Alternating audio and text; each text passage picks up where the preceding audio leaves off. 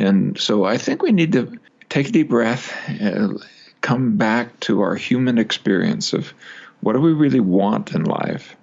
And instead of waiting to be fixed or repaired, could we mobilize the things that we know lift us up? Your mind can be your most valuable asset or your biggest liability, and you get to choose.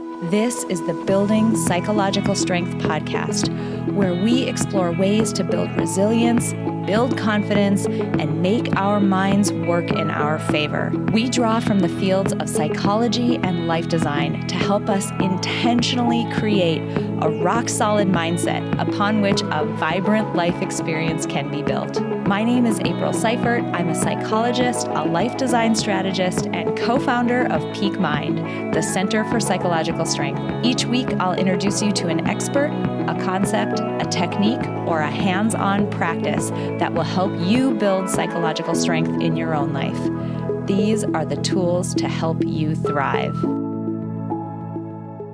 Hello, everyone, and welcome back to the Building Psychological Strength podcast. My name is April Seifert, and I'm your host, and this week is huge. It is incredible. This week, we are featuring a guest who has made extremely meaningful contributions to the field of psychology and to science as a whole. Dr. Stephen Hayes is a Nevada Foundation professor at the Department of Psychology at the University of Nevada. He's the author of 45 different books. We actually talk about his most recent book called A Liberated Mind a lot during this interview. 45 books and over 625 scientific articles. He's the developer of relational frame theory and has guided its extension to acceptance and commitment therapy, a popular evidence-based form of psychotherapy that's practiced by tens of thousands of clinicians all over the world.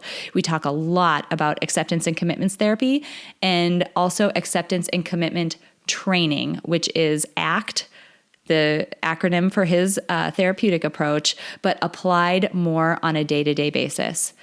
Dr. Hayes has been the president of several scientific and professional societies, including the Association for Behavioral and Cognitive Therapies, ABCT, and the Association for Contextual Behavioral Science. Get this. He was listed by the Institute of Scientific Information as the 30th highest impact psychologist in the world.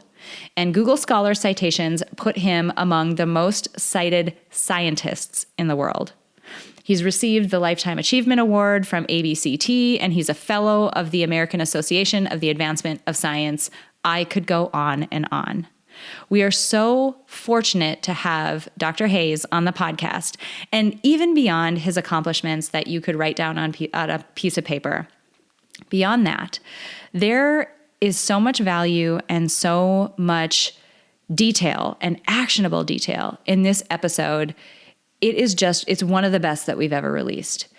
So much so that there is an exercise that Dr. Hayes leads us all through, but I was participating on my side during this interview.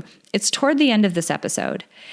That exercise is so important, in my opinion, for everyone to hear and engage in and participate in, that I'm actually going to release just that section of this interview as its own supplemental bonus episode, because I'm afraid that if somebody, for whatever reason, doesn't have time to make it to that point in this episode, they're going to miss out on the mental shift that they could experience by going through that just that exercise. So if you're listening to this, please, please, please catch the bonus episode as well.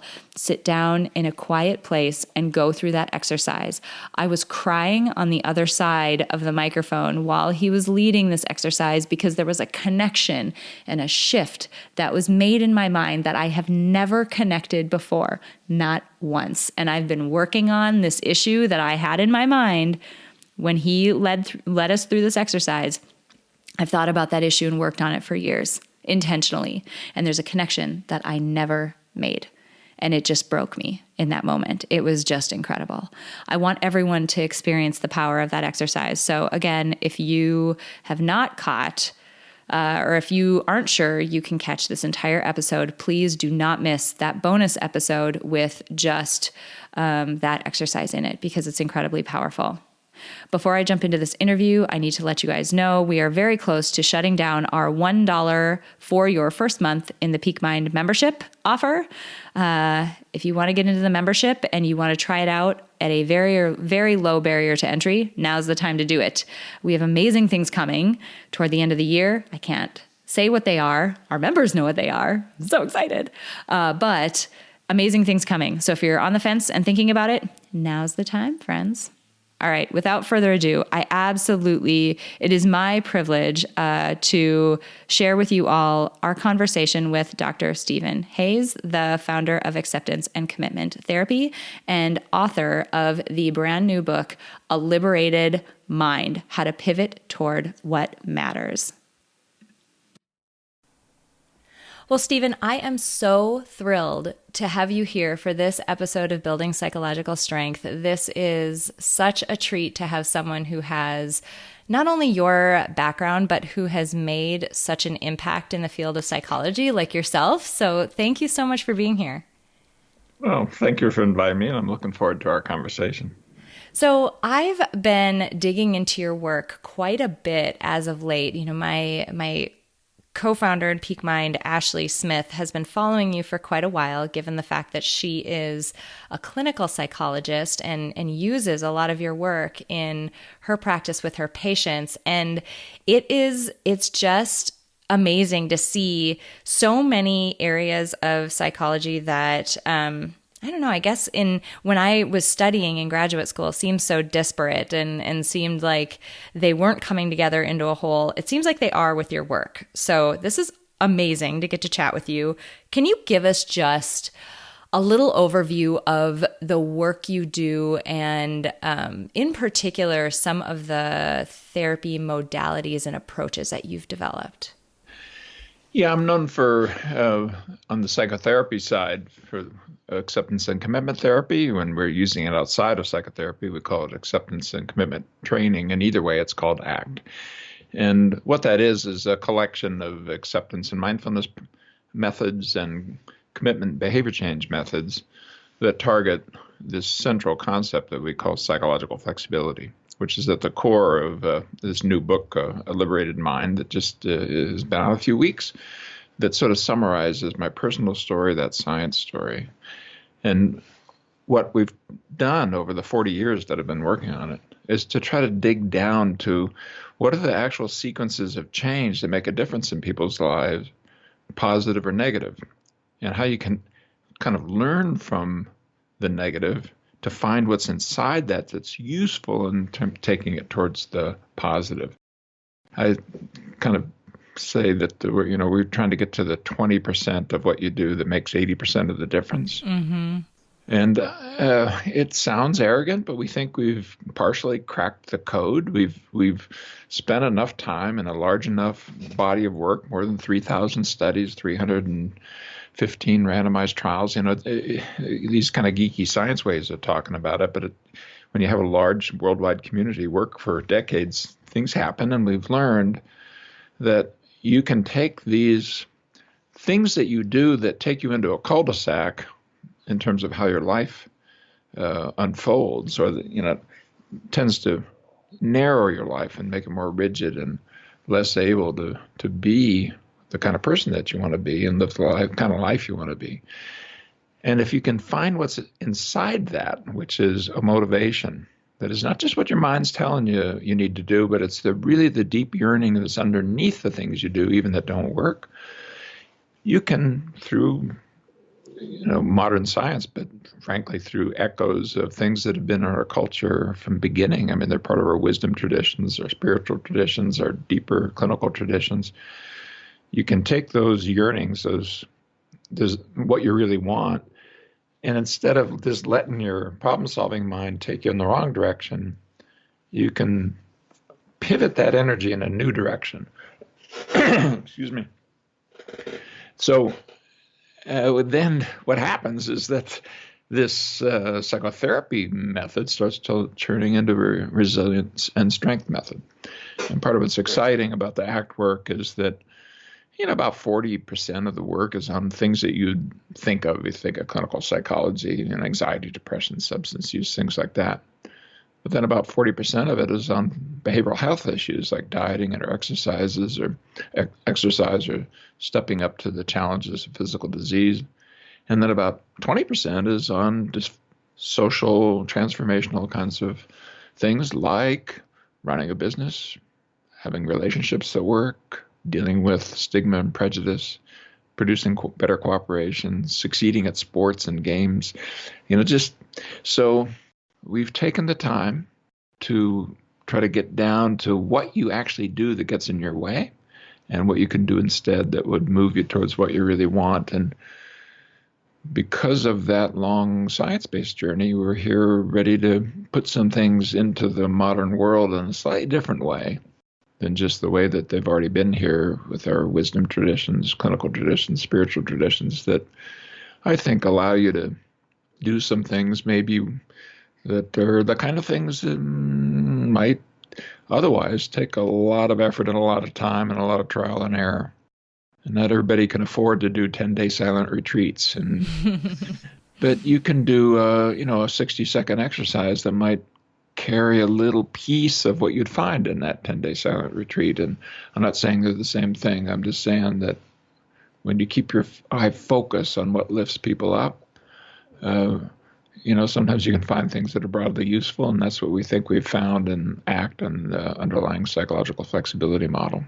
Here's what I love about, there's a number of things, and I could go in so many directions, but there's a piece of this that I don't want folks who are listening to this to miss.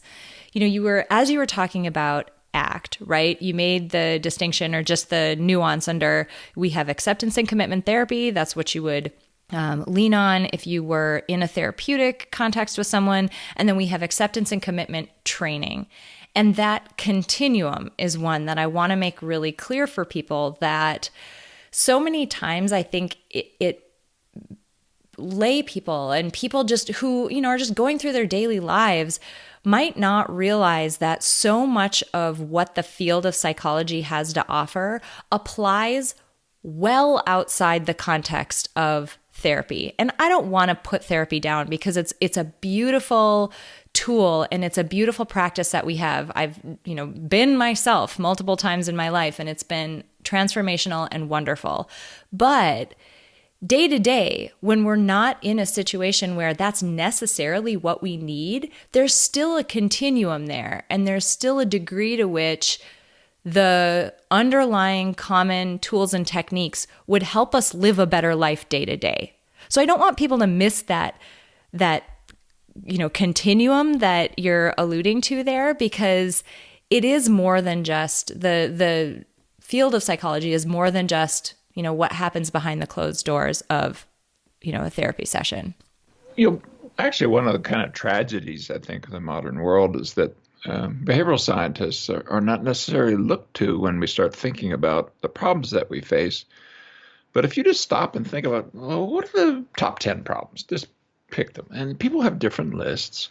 But I bet you it includes things like climate change. It probably includes something like, what do you do about immigration? How about the great disparity of wealth? How about the Me Too? How about gun violence? How about the soaring rates of suicide? How about the fact that our kids are more than a standard deviation worse in terms of anxiety, depression, et cetera, than they were just 30 years ago? How about that sense of unease that you have just looking at your computer screen and seeing what's going on in the world? On and on it goes. That every one of these problems involve human behavior. Hello? I mean, if I invented the car that cut the our mileage, let's say doubled our mileage, and you drove it twice as much, I've not done anything for the climate crisis. My first book, 40-some years ago, was called Environmental Problems, Behavioral Solutions. I was interested in how could you take psychology and make a difference, because I was an old environmental activist, the early Earth days and things like that, the things that excited me. And I've never lost that kind of aspiration, and yet, if you just watch your television screen when they have the people come together and talk about the world's problems, in all these different forms. Very often the psychologists are not at the table. The behavioral scientists aren't at the table. And if you really, really have a personal problem, then you're thinking about it. Well, that's fine. That's great. I'm glad you have psychotherapists there. I am one. I've developed a psychotherapy method. But, I want a psychology that's helpful to me in what I'm going to do over the next hour or day or week, that supports me when my son comes home from school, and knowing how to motivate him and help him, support him to get through his eighth grade math test. And my wife's going to come home, and I want a psychology that'll help me, look my wife in the eye and let her know that I love her, and be there for her as she comes home with the work stresses of the day, and maybe say a few things that might be helpful to her. And on it goes. I'm going to get out on my bike here not too long from now, and I'm going to give a good hour on the hills and valleys around my home. I want to be able to do that consistently. I don't want to do that just once every 3 or 4 weeks, because my body needs it more consistently. Psychology has to be there for us, I think. Well, and part of it's on the shrinks. Part of it is that we've talked in ways that have put people in these little cubby holes. Oh, I have depression, I have panic disorder. And we just haven't been in an honest conversation with the culture that, number one, these cubby holes are not real. You don't have a latent disease. There's no evidence that you have something when you have panic disorder. No, you're doing things that are producing these things. And by the way, some of the things you're doing that might produce that, you can change. And by the way, they have a lot to do with how you might step up to other challenges. So I think we need to turn the page and think about our own thoughts, feelings, memories, bodily sensations, behavior, attentional processes, values, all of that in a wiser way that's informed by science. Don't, turn it over to the scientists. You wouldn't do that in any area of your life, but don't forget to ask about and explore and to read about.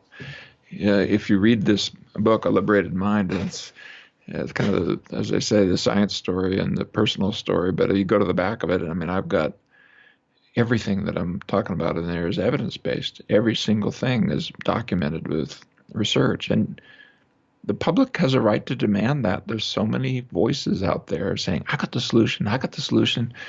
And yeah, okay, but what about where are the scientists in there? I went and looked at all the self-help books that are popular right now. Almost every single one of them is not written by a person that has any science credentials. And what's going on there? Agreed. I really like some of these folks, but YouTubers and influencers and all this stuff, the modern world of social media and people writing advice and so forth. I like that. But there's a role just for evidence. And if we can get it out of the geeky, self-stimmy, inwardly focused kind of science that's sometimes there, and instead get the kind that helps give us the simpler answer. You wouldn't think science would give you the simple answer, but yes, it does. Sometimes it's a little hard to understand, but E equals MC squared is pretty darn simple. Everybody knows the formula, and it applies to everything. Could we do the same thing with behavior, with psychology? This is my best attempt, this book. There's 6 things you have to remember, 6 things you have to learn, and it does a lot of heavy lifting. So the science shows, as I say, the 20% that does the 80%. So, yeah, it's a good thing to notice that we've been compartmentalized in a way that sort of cuts off sources of information for our lives from folks who study human behavior and how the mind works. I couldn't agree more with that. And I feel like I don't know, I'm speculating at this point on especially this first point that I'll make, but I'm going to go just right out over my skis and just speculate a little bit.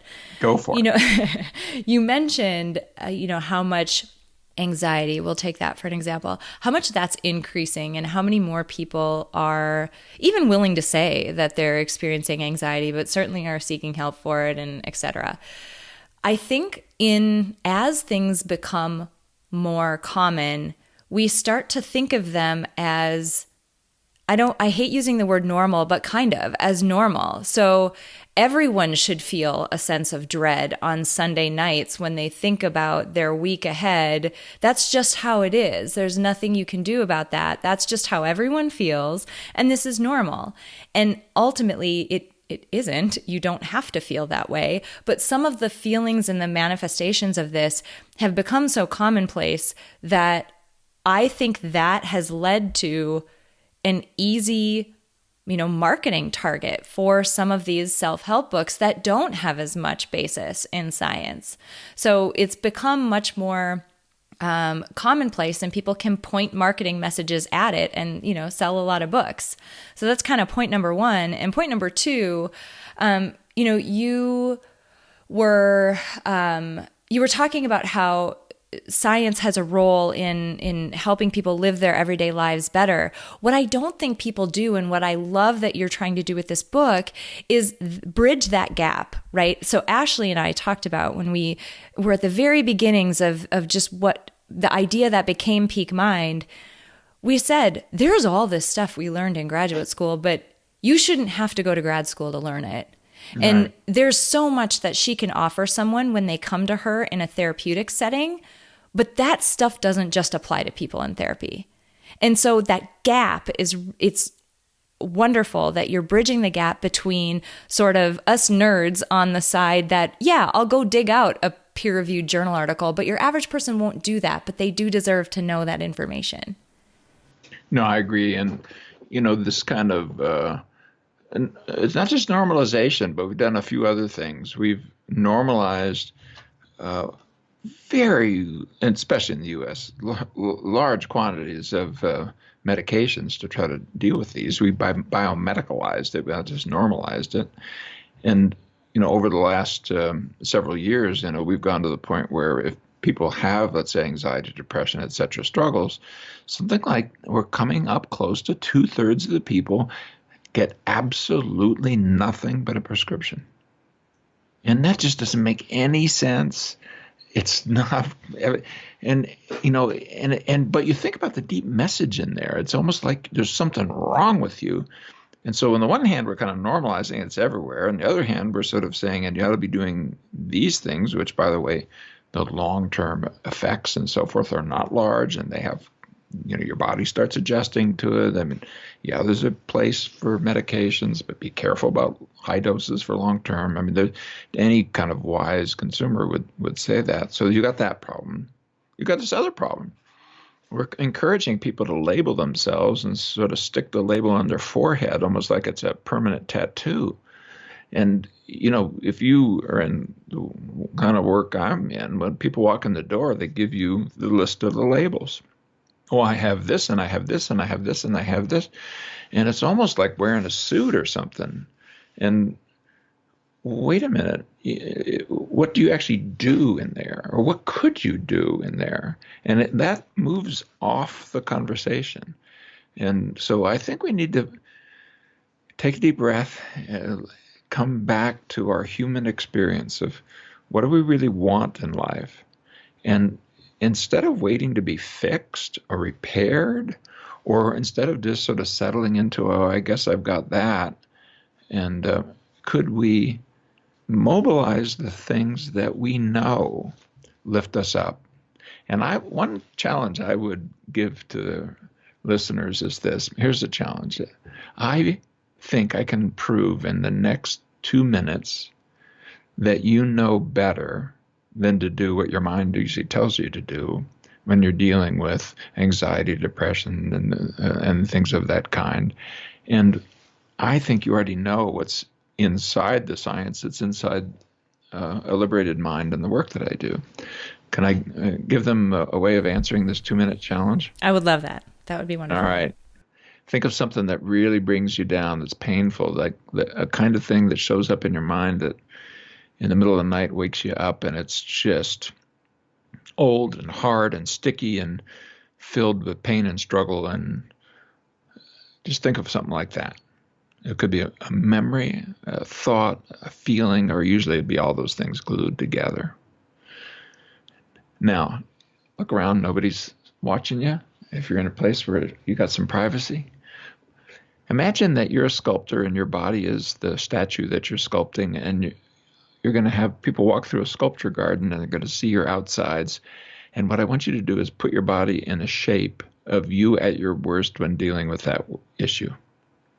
So that from the outside, if somebody saw it, they'd get a little bit of a sense of what it's like to be you on the inside when it's you at your worst dealing with whatever that issue is that you just settled on. And then take a little mental snapshot. If you can actually do it, it'll help, even though it feels a little odd. If nobody's watching, I mean, you're only embarrassing yourself. So really, you can do this. And then now come back to your normal posture, but then put your body in the shape of the statue that shows you at your best with that same issue.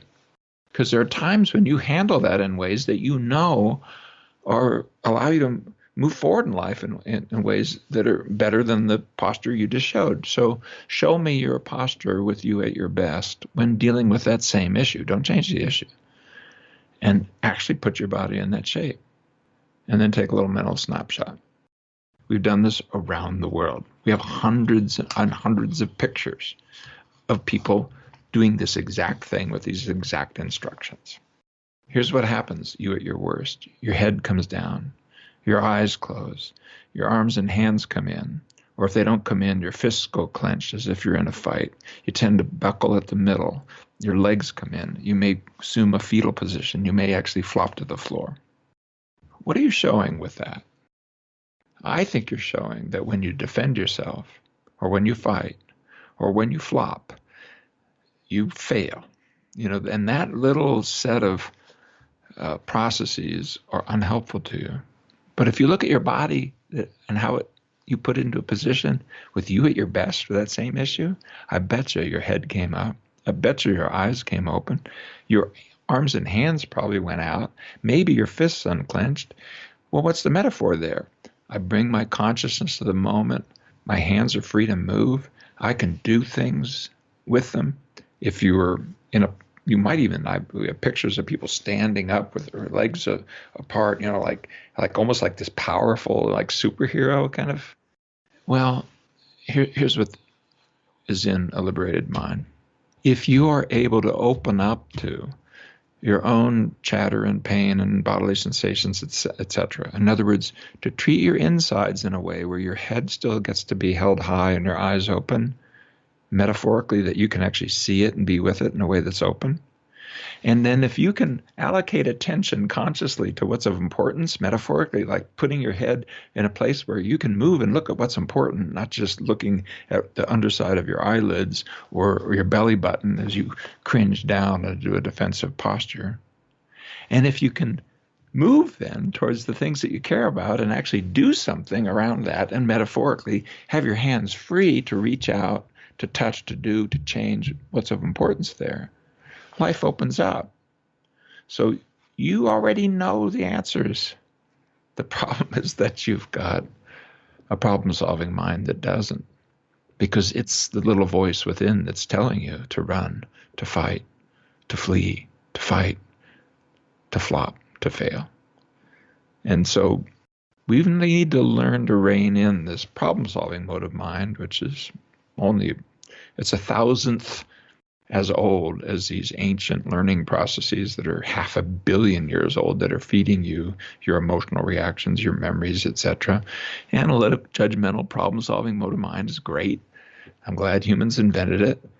But the language-trained chimps don't do it. They don't do what your 12-month-old baby does. And we're new at it. We're still not able to manage it very well. But we're feeding it in the modern world so powerfully that everything turns into a problem to be solved, including your own life.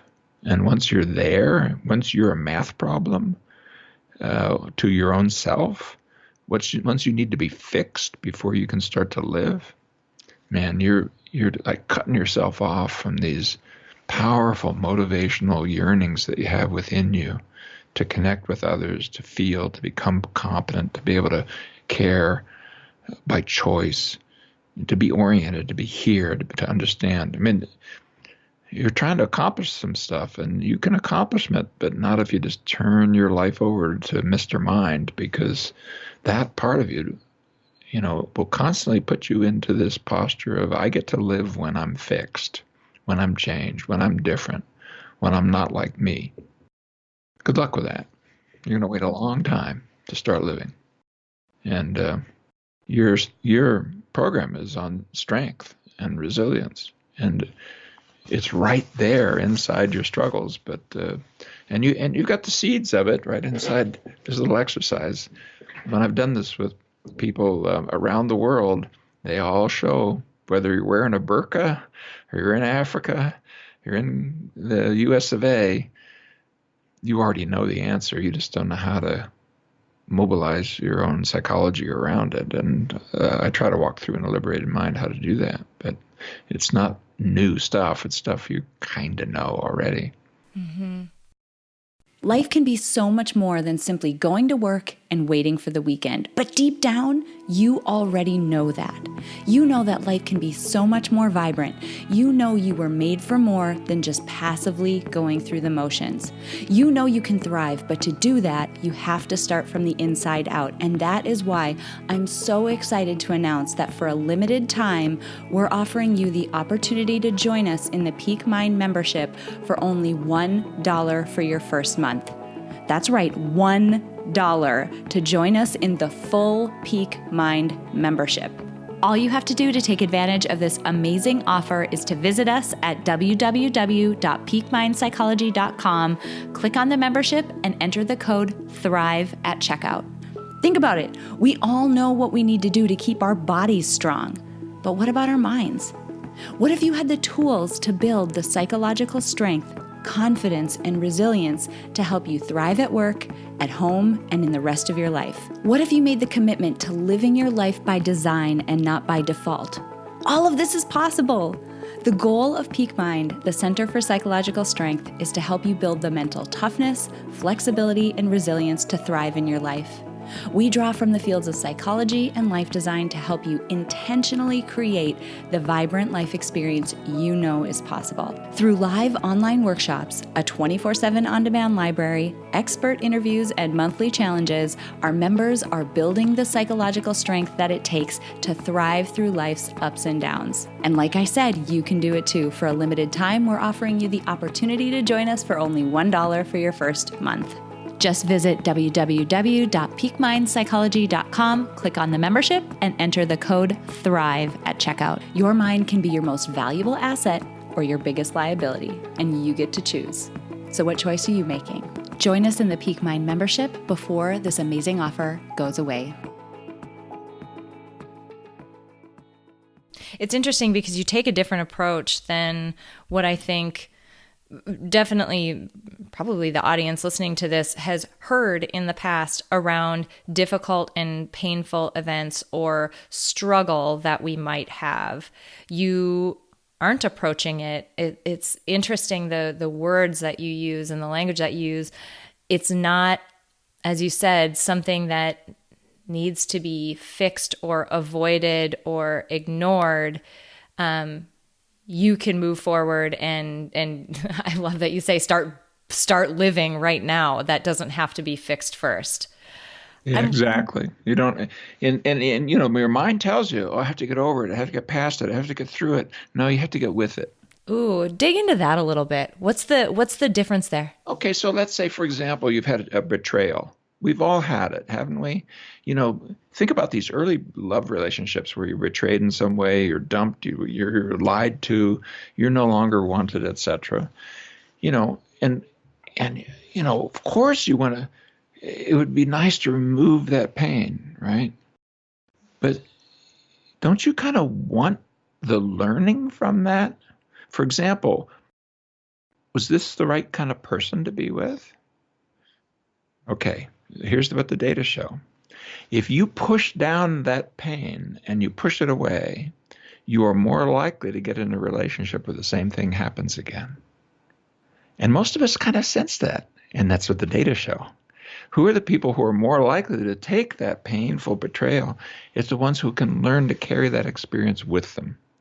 And because what's inside the pain of betrayal Your mind says, oh, I should never be so vulnerable again. No, that means I should never be woundable again. But the reason you were wounded is because you wanted something. What did you want? I mean, you wanted an intimate, loyal, loving, connected relationship. Yes? Well, you didn't get that. You got betrayal. I get that that hurts. And the solution is not to, oh, okay, so I'll just never be close again. But that's what you mean by I'll never be vulnerable again, because if somebody's close to you, they can hurt you, even if it's not intentional. I got an email this morning that our 80-year-old nanny, who I'm going to have a hard time talking about this without crying, but our 80-year-old nanny who moved back to Sweden, who's one of my first secretaries, and then retired and raised my now 14-year-old son in these early years, and carried him around as a baby and stuff, that she's in hospice care and is probably not going to live too much longer. And my son and my wife and I held each other this morning and cried as a family. That's the reflection of the love that we feel. When you were betrayed and it cut you through the heart, that's a reflection of the kind of loving relationship you wanted and didn't get. So can you get with that and allow it to be like a flashlight in the darkness of the direction you want to move in? And the direction in these cases of betrayal is not how do I defend myself? That means how do I eliminate the possibilities that I can love again, really, if you dig into it. And you watch yourself. I mean, if a person has been through a deep betrayal and then you're dating again, next thing you know, you're picking fights with the person who's getting under your skin, and maybe this person actually is somebody who could get close to you. You start not answering the phone, picking fights. I mean, just watch your own behavior. You'll see that you defend yourself against yourself. And so if instead we could treat our own pain the way you might if you had a crying child in front of you, with kindness, with compassion, but don't give yourself the challenge of having the magic eraser that will remove it, because A, you would become stupid even if you can. B, you can't do it anyway. C, right inside that pain is the purpose that you have. So let's let it move through us, like the tears this morning about our nanny. Get with that, because it contains something that's deep and important and uplifting. So the mind doesn't understand that, but your heart understands it, because you showed it with that posture. It's that posture of head up, eyes open, arms out.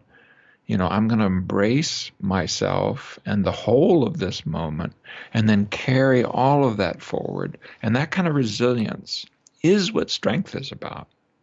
And you can show it. We have now studies with 10,000 people followed over a decade. And I can show you that in physical health, mental health, prosperity goals, being able to do have relationships that work and so forth. If you start doing the psychological equivalent of head down, eyes closed, arms and hands in, keeled over, everything's going to go negative. If you can step up to it and get with your history, get with your pain, with your memories, with your bodily sensations. Now, let's all of us, like a big car with all the passengers in it, let's move towards what we really care about, not by subtracting my memories, but by carrying my memories, or subtracting my feelings, but carrying my feelings. The mind doesn't get it, but you do, and you can learn it. And when you do, everything starts opening up. And that's what's in the book. I walk through the incredible span of things that applies to, from, winning an Olympic medal to being able to keep to a diet. I mean, it's there. And you kind of already know it. Let's learn how to put it in our lives. You talked about the world of influencers and social media and whatever. The strong emotion that you are talking about embracing and using as a form of insight and just an unavoidable part of life and being human, that we will have strong emotions at situations that happen, that is just going to happen to us. what I see on social media is almost an insistence to like equating those strong emotions with a bias toward negativity or complaining or sort of this rumination around, smaller things in life that we tend to let get to us. And I want to make that distinction pretty clear here because we're not talking about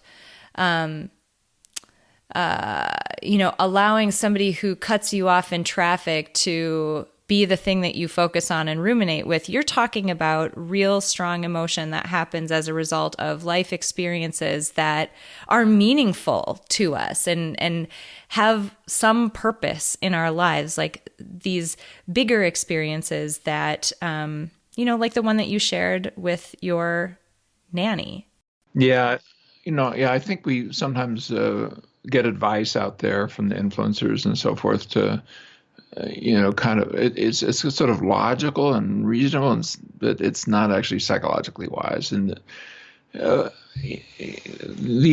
you think back over your life as to what are my most important moments, I bet you just made a list that includes some things that your mind says are negative. Mm-hmm. Oh, absolutely.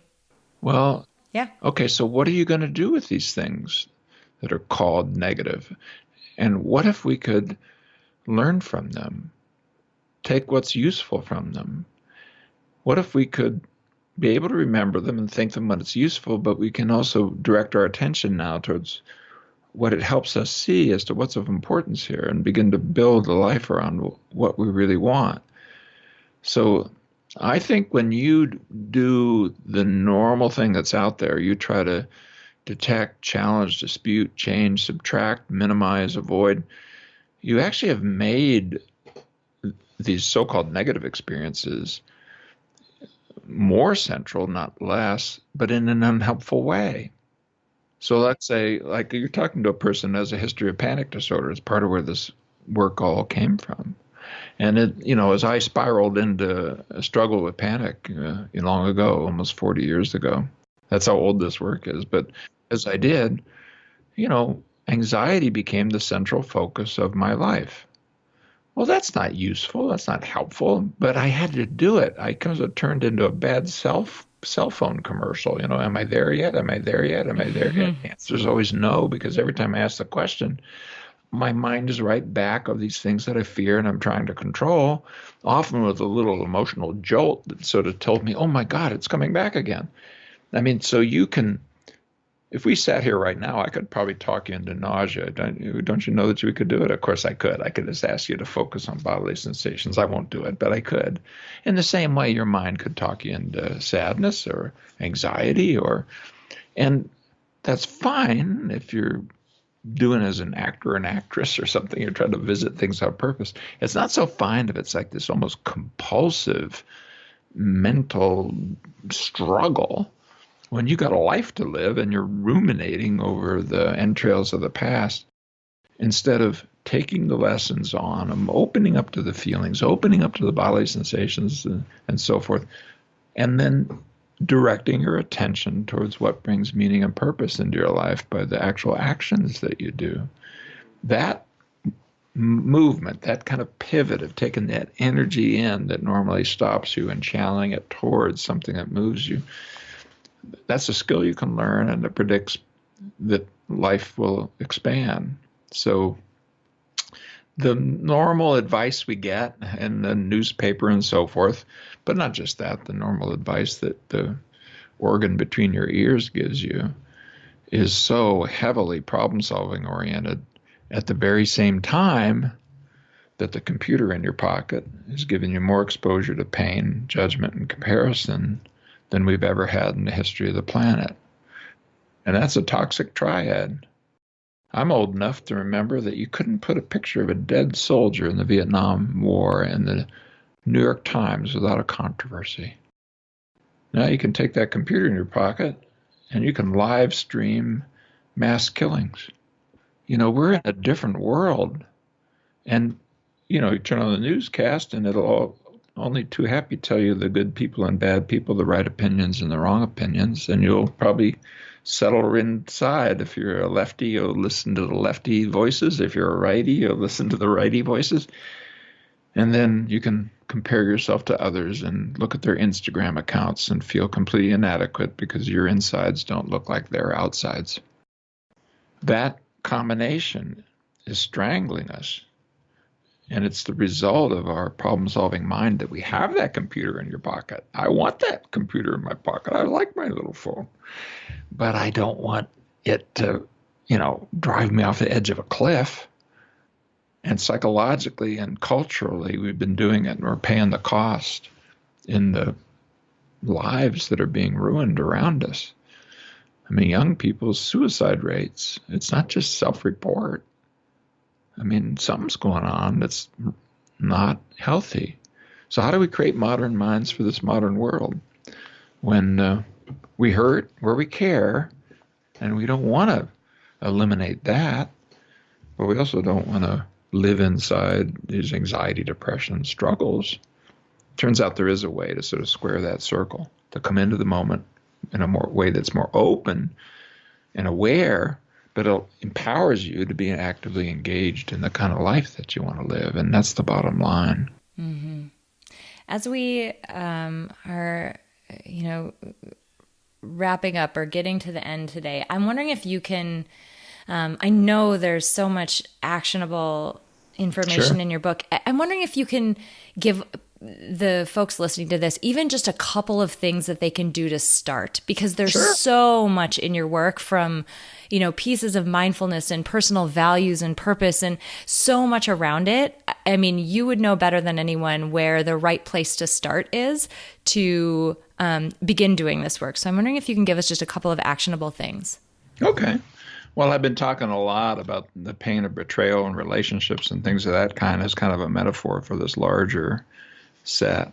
So what if somebody, I asked you to pick something that would be hard for you, and then these two different postures showed up. If you'd be willing to sort of just think about that thing you thought about, I said I'd think of anything that was really painful and difficult.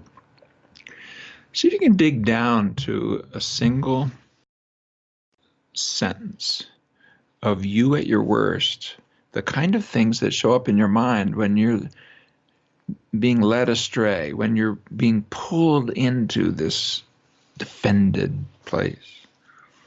And then I want you to think about how old you were when you first had thoughts that were like that. I bet you they include something about your self-adequacy, or whether or not you're lovable, or what kind of person you are, or whether the world's safe, but something.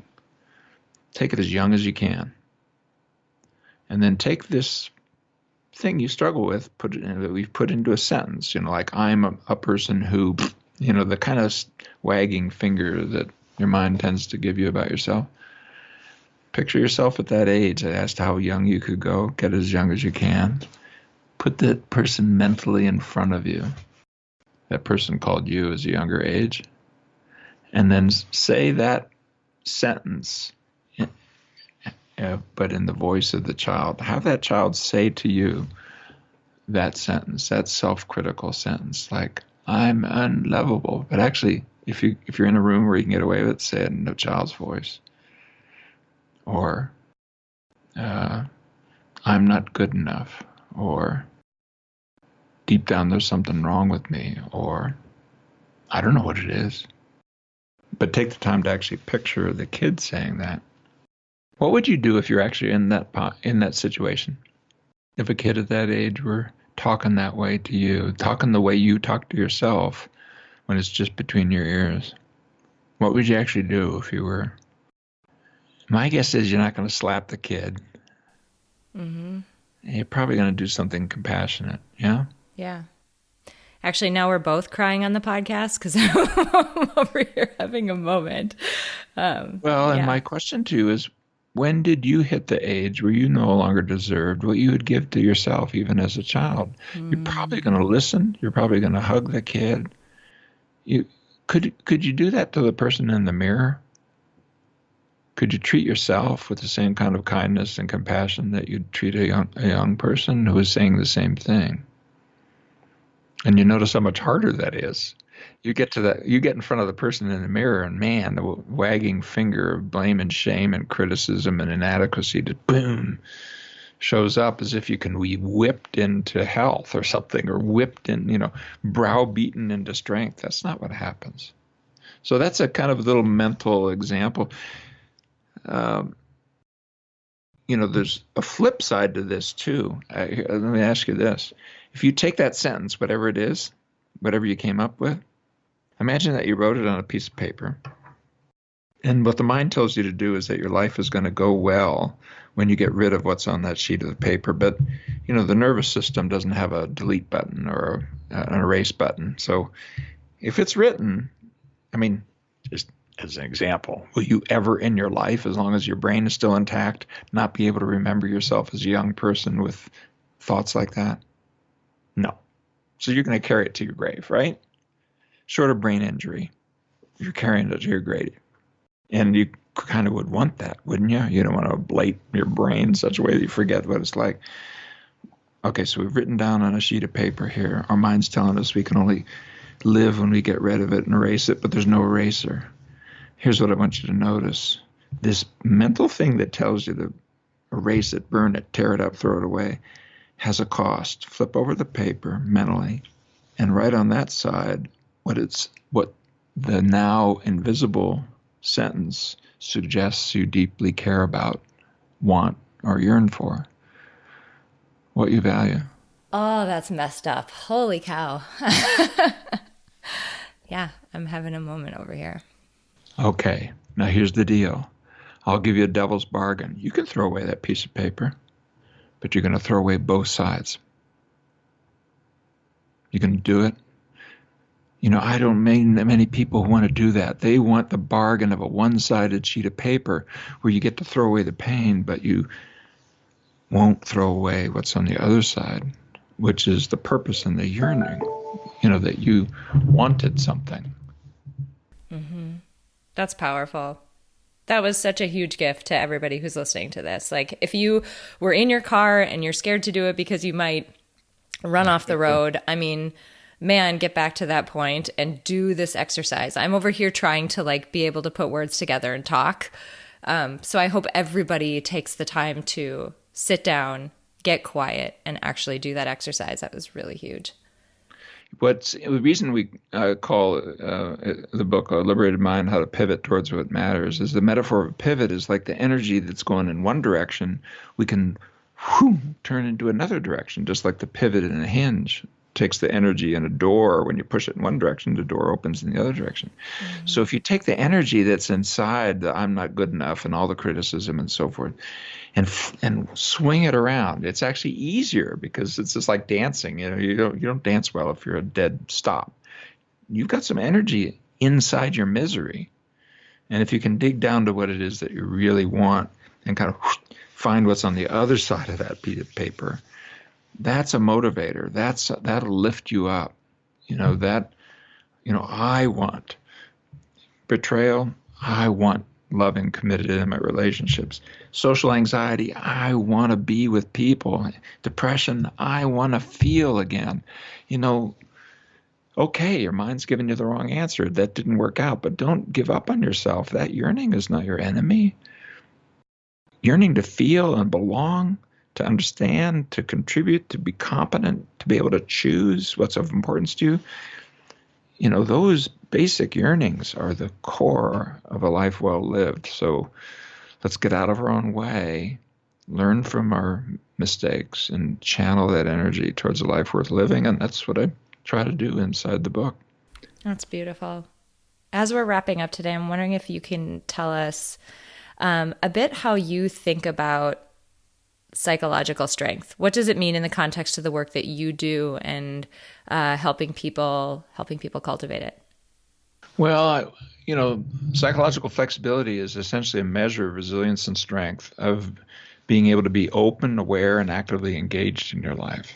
And so I think of psychological strength as being able to take your whole history in this present moment, with the internal and external situation as it is and the challenges that exist, and focus on what you want to do in your life's moments with actual behavior. What do you want to do over the next minute, hour, day, month, years? It has an extension. What do you want to do that will take you towards the kind of qualities of being and doing that you want to manifest in your life and build out as habits, so as you create kind of a more values-based approach to life.